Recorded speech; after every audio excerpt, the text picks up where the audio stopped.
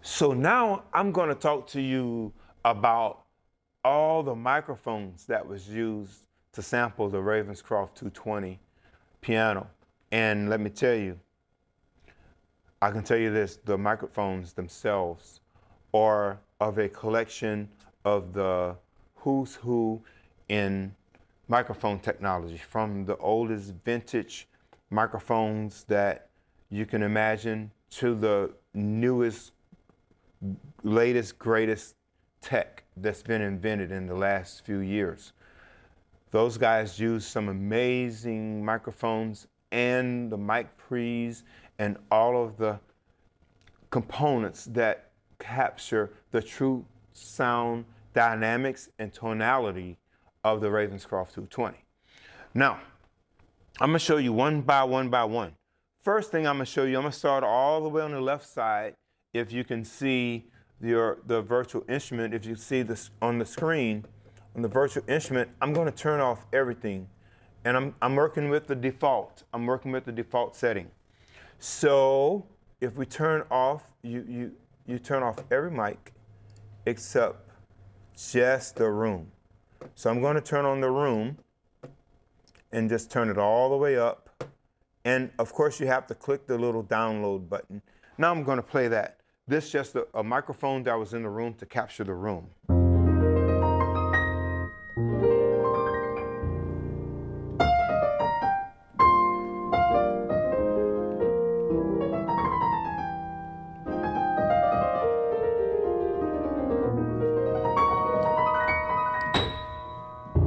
So if you want to work on a project and you want to give your piano some space and some air, and you want the sound of the piano to be in a distant, because maybe your piano isn't the forefront, right, of the entire project or whatever the sound is, whether it's a movie or you have another instrument going on. So you want the piano to have space without having to give it bunch of reverb where it's washing everywhere. Well, if that's what you're going for, man, this room,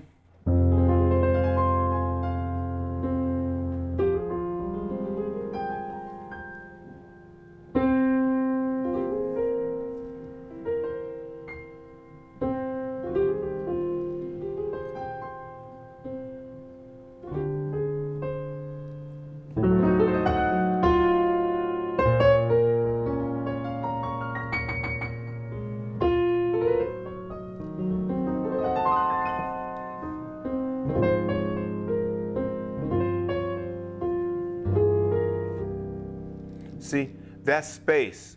And it's a natural room without stimulating room with something synthetic like a reverb. So that's the actual room that was recorded when the piano was sampled.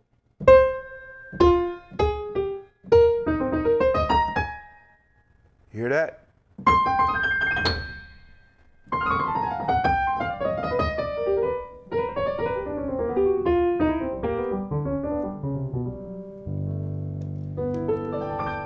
That's room. Now I'm gonna turn that mic off. I'm gonna turn on the player mic. Actually, before I go to the player mic, let's look at the LFE mic. So I'm gonna turn on the LFE mic, turn it all the way up. I'm gonna pan it in the middle until it says center. You have to move it really slow until it says center. Listen to this mic.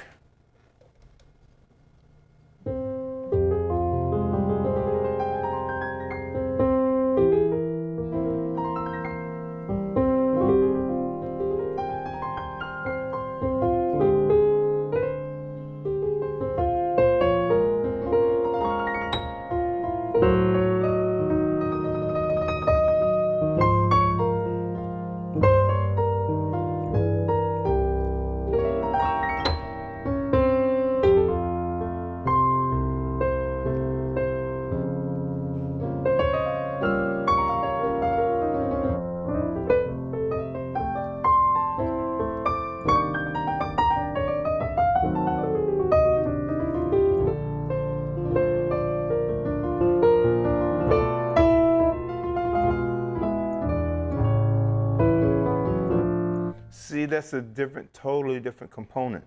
So if you're working on a movie and you want your piano player to be kind of in the back, off to the side somewhere while your dialogue is going on, or you're just in a situation where you need a certain sound without having to tweak an equalizer and change your patch and do a whole lot of finagling, and you want to get a nice quick sound, you go click, click, click, and you have, because that's the actual sound of the actual piano. It's not a simulation or anything, it's what the microphone picked up. Now let's go down to the Parquet mic. I'm turning off the LFE, turn on the Parquet. I'm moving the pan until I see it say center. When it says center, I know it's right in the middle.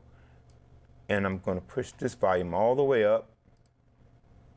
And don't forget to hit the download. You have to hit the little download icon, and that actually gives your computer access to that data. So now, watch this.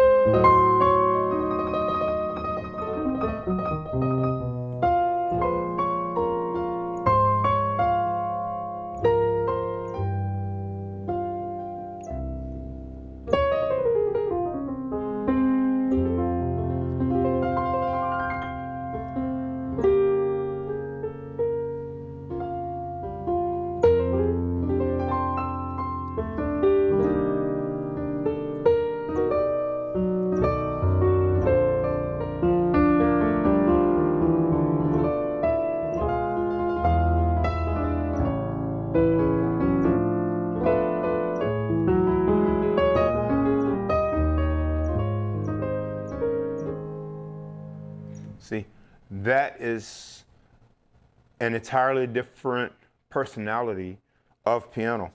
Even if you played something like,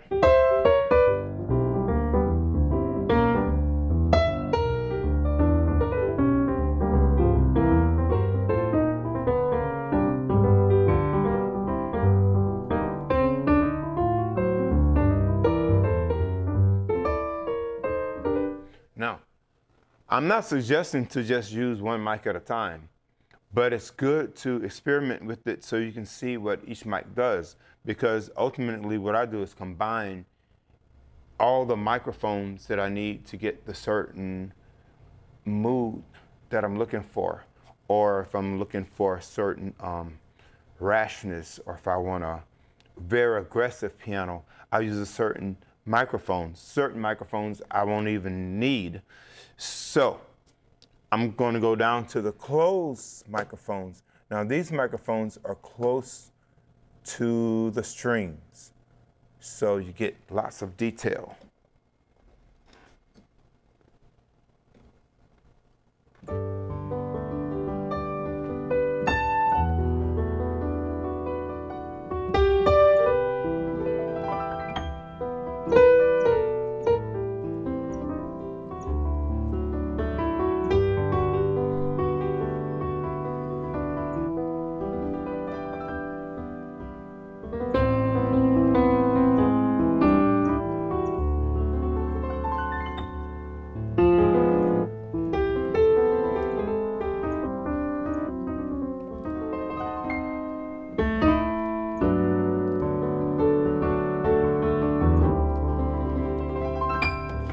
See what I mean?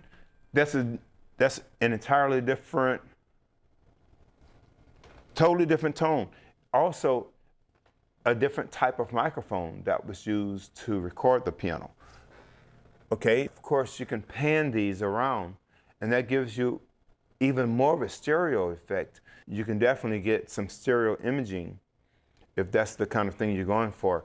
Even if you have a really focused sound, it'll still give you a really good stereo image, as well as maintaining your focus without having to use some of the plugins that I know lots of people use to give you a widening stereo image.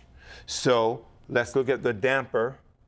And remember, you have to turn it all the way up. And I put cut all the way up because if you use cut, of course, the cutting is just shaving off the top end. So you can do that if you want to hear less of the top end of any particular microphone. So here's what the damper sounds. And it's not the damper, it's the actual microphone above the dampers. And the dampers are a little bit behind the hammers.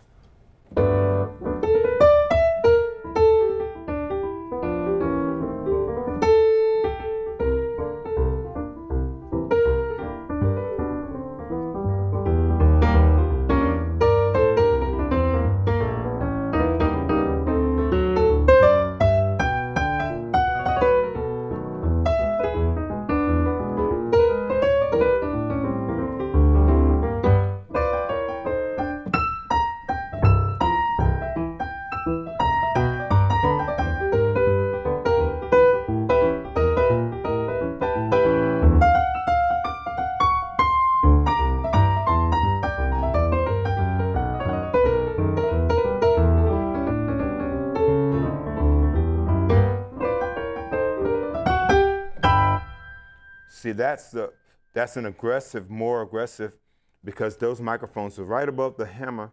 And also, with that said, if you adjust the parameter to bring in more of the action noise, with this particular microphone, you'll notice you'll get more action noise because those, so I'm turning up the action noise right now just so I can show you. I'm turning that up, plus the pedal sounds. I'm turning the release volume up a little bit and harmonics up a little bit. All of that is easier to hear because the damper microphones were closer to the mechanical parts of the piano. So if I was to play something very fast and percussive, you would hear it like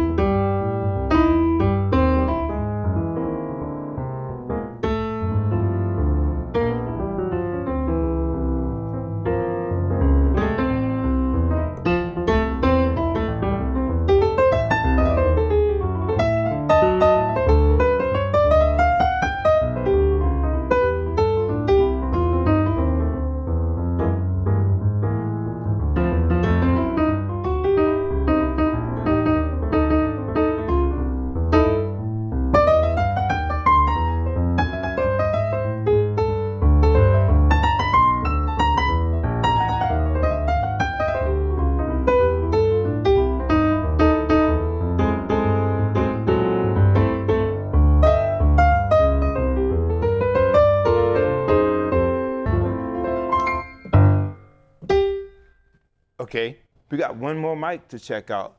The player microphone. That's the microphone that's like right in front of the piano player's face. Okay, watch how this sounds. So I'm turning off damper and I'm turning on the player mic. Don't forget to click the little download icon. I'm going to raise that completely and play.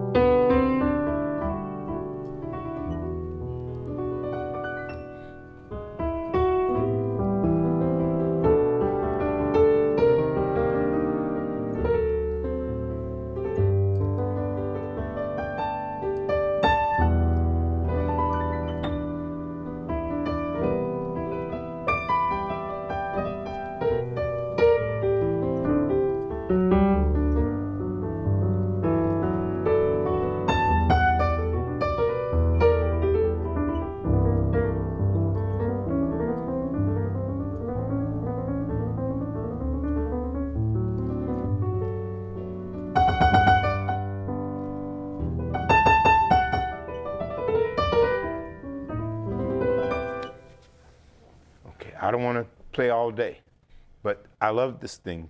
So here's how it sounds with all of the microphones.